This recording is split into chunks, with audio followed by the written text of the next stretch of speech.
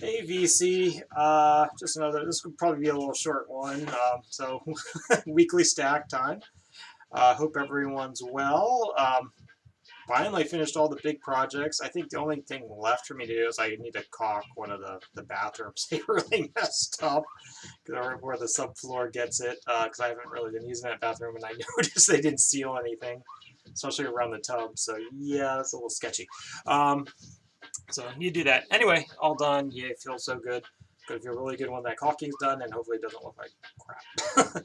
Anyway, so just having this wasn't in a real musical mood this week. I guess I've been watching movies and video games. I guess more than anything, just trying to get that in while I can. Um, so I still have a pretty big stack of stuff I got for my birthday, and I guess in the future video you'll see this, but I did order a massive grab bag from K-Rex, and I think Sean said he did the same thing, so we might do a tandem video whenever that ships. But it might be. I have a feeling it's going to ship, and I'm going to get it after Christmas, and I'm going to be in the doghouse. But I think it was like 40 albums or something. I paid some ridiculously low amount for. Anyway, we'll see what happens. See what shows up. So stuff. This was a recent pickup. I saw this on a YouTube channel. I thought that was kind of interesting. So got Julian Cope's Japan Rock sampler.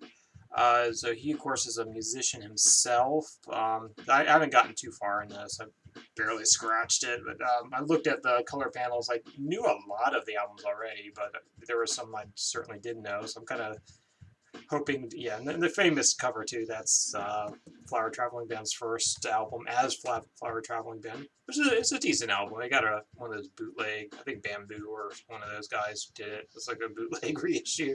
Sounds all right. It's worth picking up, especially if you like stuff like Sabbath. It's like 80% covers. Not anything like Satori though. It's not nearly as good. But anyway, yeah, this is going into like the Japanese underground rock scene. From like I think the 60s, 60s, 70s, 80s, and maybe early 90s. This was written about 10 years ago. So Julie, he's been in a bunch of bands. I'm not terribly familiar with any of his bands. I may have seen him open up for some Japanese bands before in Tokyo. I'm not sure. I I know I like his music. I haven't listened too much to it, but yeah, it's kind of interesting. The premise is interesting, and there's really so I know it's not 100% accurate. Like he has like some people record under multiple names, and he can pick up on that kind of thing. But so he's not like a full-on expert, but he definitely knows a little bit more than me. But yeah, it has like all the cover art and so on. So I'm looking forward to reading that. Probably won't get it done for a while because like I just never have reading time. But let's get into the stack. I'm going to keep this short. On the turntable now, Executioner. So I was watching Randy's new video. He was playing some hip hop, which was actually pretty good. What was that? Well, watch Randall Weaver's new video. Whatever that was, it's excellent. I streamed it at work yesterday. Something in the somethings. I can't even remember, but it was a really good album. So Executioner. So Expressions. This is the double LP. This is the original. I don't think it ever got repressed, but if you like, this is in the turntablism vein more than anything. So if you like the DJ Shadow, Qbert kind of stuff, yeah, there's a lot of emphasis more on the musicianship than the rapping. So excellent album. Yeah, I found this like for a couple bucks in Japan. This is one of those weird '90s oddities where they actually added the. If you listen to the CD, I'm pretty sure this is one of the ones that had like the added crackle and hiss. It's the crackle and hiss sounds really artificial on the album. I think I had this on CD at one point. I want to say it's one of those albums they added the crackle and hiss, which is one of those weird '90s things. And it sounds a little artificial when you're listening to it with headphones. But yeah, it's a great album. So I broke open the box set again for this. Again, it's probably my least favorite of all the Velvet Underground albums. But it does have a Heroin on it, I believe. Femme Fatales, of course. Venus and Furs. Yeah, Heroin's open the second side up. Yeah, the final track European Sun hasn't aged very well. Like they're getting a little more into that noise territory, which I'm sure was really groundbreaking at the time, but just doesn't hold up anymore because everyone's done it better. Runs on here. Yeah, Sunday morning. Has a lot of great stuff, but it's like I don't know. It just doesn't, for me. It just doesn't grab me anywhere near as much as their other albums. I really need to get Loaded though. It's like that's one of my favorites. I used to have an original. I sold it. Why did I do that? But anyway, so I'll get a new copy of that soon. I hope. But yeah, it's a good album. I don't think it's nearly as good as their other stuff. This was something I bought years ago. Still great on the album. It's a gatefold. I actually it was gatefold too, but yeah, they still have a shrink on. I just don't want to remove the shrink after all these years. I might do it, but the inside just has more faces on it. But this is the one that has what was that? What was their big hit? Don't You Want Me? There's a lot of good songs on it. So Don't You Want Me's on here. Yeah, Seconds is good. Love Action. The B-side is some really good stuff. Things That Dreams Are Made Of. But yeah, I kind of like the ones like a little bit earlier than this. But yeah, this is still a really good album, and I think it's still quite cheap. This is one of my Japan pickups, obviously.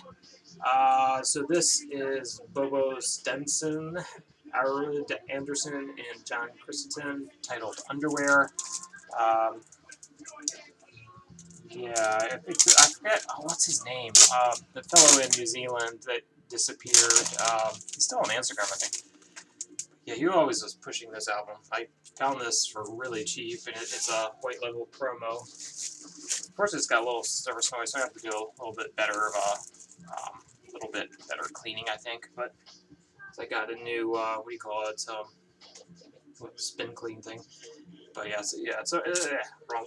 It's reversed for me. There we go. It's a promo copy. So I think this actually came from the record label's archives because I picked up a few of these with the same label and they had like the record label's address on it. So I think it actually came from their private collection or a radio station maybe. I don't know. But yeah, excellent album. It's kind of an oddity. It's ECM, but it's more of a free jazz kind of thing, but it has a little bit of a fusion thing going too. Yeah, underwear, t-shirt, whatever. Yeah, for an ECM, it's a little different than a lot of the ECMs I picked up over the years. But it's more of a kind of a free jazz with a little bit of a fusion element. But excellent album. Highly recommend that. Oh, James, God, what's his last name? Not Taylor. James Butterfield. I don't know. Butterly, I think. Yep, and then they got this classic, Voidoids, Richard Hell, Blank Generation. One of my favorite albums.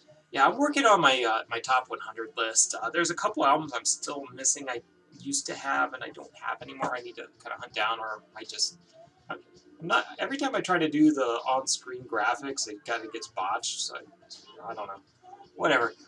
So this one has a lot of really good tracks on here. And curiously, I had the '90s reissue, which had a kind of a pink cover. One of the mixes was different. Yeah, down at the Rock and Roll Club on the '90s version, the mix is very different, or is it not even the mix? It's a different take. It's kind of different. Anyway, Love Comes in Spurts. New Pleasures, I guess, is kind of cool. Down at the Rock and Roll Club, which is the one that had the different take. Blank Generation, of course. The Plan, Another World. Yeah, all killer. And there's no or very little filler on this guy. So highly recommend this album if you've never heard it. Richard Held and the Void Eyes. And he did, I don't know if he ever recorded anything properly with them, but he did get his start with television. And yeah, just a couple CDs I picked up over the last few months or so. So yeah, I can't remember. I might have inherited this one. I don't know. I have a couple of Tracy Chapmans. I hadn't listened to Tracy Chapman in years. But yeah, this is a really good album. Highly recommend it. I'll definitely throw her new one on. Or not new one, newer one on. I think that's the one that came out after this. But this is the self-titled. Excellent, excellent album. Highly recommend it. Kind of bluesy, folksy. And it's an all digital album, so I don't think there's any point in hunting it down on record unless you really just want to hear digital to analog. I don't. But yeah, highly recommend that one. You can pick it up all day long and kind of thrift kind of places. And yeah, this one was a cheapo pickup. I think I paid $1 for this. I've streamed some Sunbolt in the past. I don't know. I'm kind of underwhelmed with it. It's good, but I don't. It's just not doing it for me. Yeah, but blues revival, singer songwriter. I don't know. Yeah, kind of like alt country falls in there somewhere. I don't know. Everyone loves them.